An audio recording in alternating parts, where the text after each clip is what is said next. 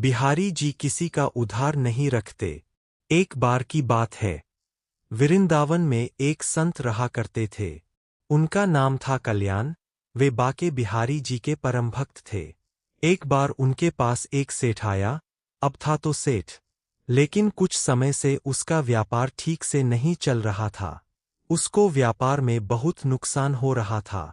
सेठ उन संत के पास गया और उनको अपनी सारी व्यथा बताई और कहा, महाराज महाराज, मेरे व्यापार में कुछ दिनों से काफी नुकसान हो रहा है, आप कोई उपाय करिए। संत ने कहा, सेठ जी, अगर मैं ऐसा कोई उपाय जानता तो आपको अवश्य बता देता, लेकिन मैं ऐसी कोई विद्या नहीं जानता जिससे मैं आपके व्यापार को ठीक कर सकूं। ये मेरे बस में नहीं है। हमारा तो एक ही सहारा है, बिहारी जी। इतनी बात हो ही पाई थी कि बिहारी जी के मंदिर खुलने का समय हो गया।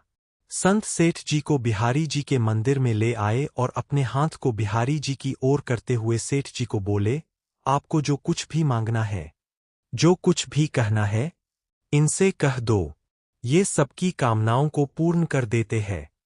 सेठ जी ने बिहारी जी से प्रार्थना की। 2-4 दिन वृंदावन में रुके और फिर चले गए। कुछ समय बाद सेठ जी का सारा व्यापार धीरे धीरे ठीक हो गया। अब सेठ जी समय समय पर बिहारी जी के दर्शन करने वृंदावन आने लगे। लेकिन कुछ समय बाद सेठ जी थोड़े अस्वस्थ हो गए। वृंदावन आने की शक्ति भी अब उनके शरीर में नहीं रही। एक बार उसका एक जानकार वृंदावन धाम की यात्रा पर जा रहा था। इस बात को जानकर सेठ जी को बड़ी प्रसन्नता हुई। सेठ जी ने उसे कुछ पैसे दिए, 750 रुपए, और कहा कि ये धन तू बिहारी जी की सेवा में लगा देना और उनको पोशाक धारण करवा देना। वो भक्त जब वृंदावन आया तो उसने सेठ जी के कहे अनुसार बिहारी जी के लिए पोशाक बनवाई और उनको भोग भी लगवाया। लेकिन इन सब व्यवस्था में धन थोड़ा ज्यादा खर्च हो गया। लेकिन उस भक्त ने सोचा, चलो कोई बात नहीं, थोड़ी सेवा बिहारी जी की हमसे भी बन गई।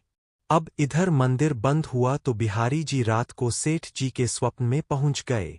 सेठ जी को स्वप्न में ही बिहारी जी ने कहा, तुमने जो मेरे लिए सेवा भेजी थी वो मैंने स्वीकार की, लेकिन उस सेवा में 249 रुपए ज्यादा लगे हैं। तुम उस भक्त को ये रुपए लौटा देना। ऐसा कहकर बिहारी जी अंतर्ध्यान हो गए। सेठ जी की जब सुबह आंख खुली तो वे बिहारी जी की लीला देखकर